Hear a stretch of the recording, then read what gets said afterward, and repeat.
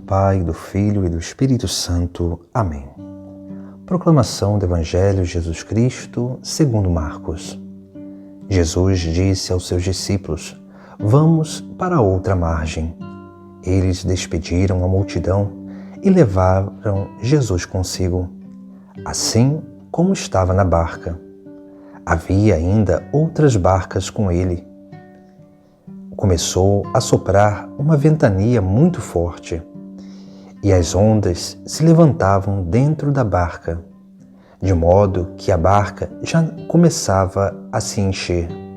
Jesus estava na parte de trás, dormindo sobre um travesseiro. Os discípulos o acordaram e disseram: Mestre, estamos perecendo, e tu não te importas? Ele se levantou e ordenou ao vento e ao mar: Silêncio, cala-te. O vento cessou e houve uma grande calmaria. Então Jesus perguntou aos discípulos: Por que sois tão medrosos? Ainda não tendes fé? Eles sentiram um grande medo e diziam uns aos outros: Quem é este a quem até o vento e o mar obedecem? Palavra da salvação. No Evangelho de hoje nós vemos um grande exemplo sobre o combate espiritual. Esse combate espiritual ao qual nós somos e estamos sempre dentro dele na nossa vida. Ou podemos dizer também que ele está sempre dentro da nossa vida. Porque aqui no Evangelho nós percebemos como que Jesus com seus discípulos adentram aquela barca para atravessar, para ir a outra margem. Aqui nós temos o primeiro sinal e podemos dizer o primeiro ensinamento. A nossa vida nessa terra é um navegar para alcançar sempre a outra margem. Esse é sempre o movimento que nós vemos que Jesus faz com seus discípulos, sempre indo de uma margem a outra margem. E assim nós vemos como que também a nossa vida é dessa forma, porque nós estamos numa margem como que para navegar, adentrar a águas profundas para alcançar a outra margem. A outra margem é o símbolo do reino dos céus, da vida eterna. Por isso que nós saímos dessa margem onde nós estamos, que é essa terra onde nós estamos. Adentrar no mar significa acolher e corresponder o chamado de Deus para a nossa vida, onde Ele nos chama para ir para essas águas profundas. Mas no momento que nós correspondemos o chamado de Deus, no momento em que nós nos colocamos dentro dessa barca para navegar para outra margem, começa a vir as dificuldades. O Evangelho de hoje vai dizer que começou a soprar uma ventania muito forte e as ondas se levantavam dentro da barca. Nós temos duas realidades, dois símbolos aqui nesse Evangelho: os ventos e as ondas fortes. Veja que o vento é esse ar que vem com uma potência e tenta realmente balançar a nossa vida. A onda já é aquilo que toca o nosso barco, toca a nossa vida de forma mais latente, e realmente muitas vezes as ondas elas nos arrastam. Por isso que o vento e as ondas são símbolos de duas coisas que são importantes, que nós precisamos aprender a perceber na nossa vida, como aquele grande dom do discernimento dos espíritos.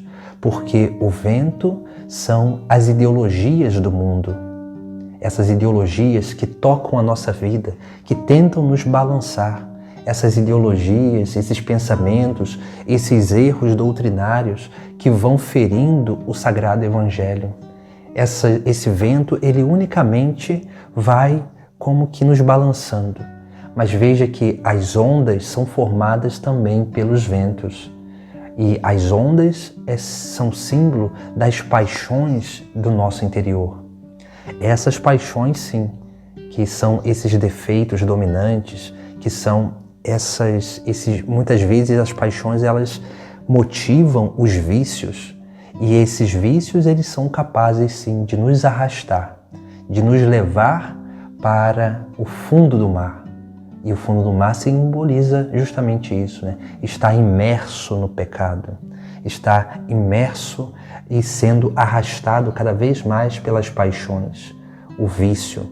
E esse é o grande cuidado que nós precisamos ter na nossa vida.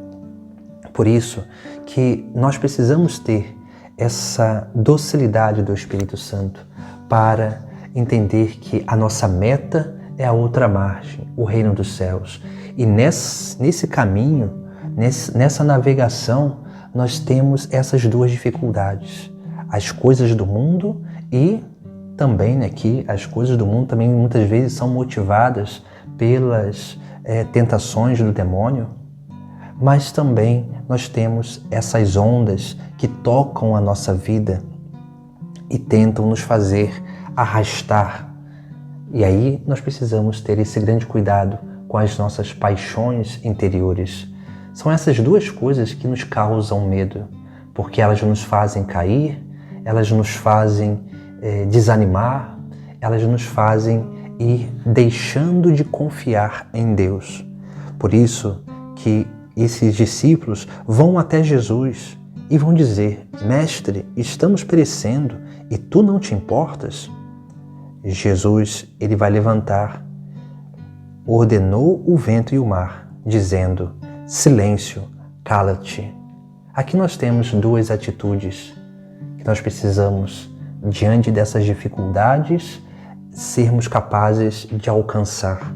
A capacidade de silêncio, porque no silêncio nós nos colocamos como atentos a escutar o que Deus quer de tudo isso, e nós precisamos nos calar, porque o calar-se realmente vai nos levando a uma contemplação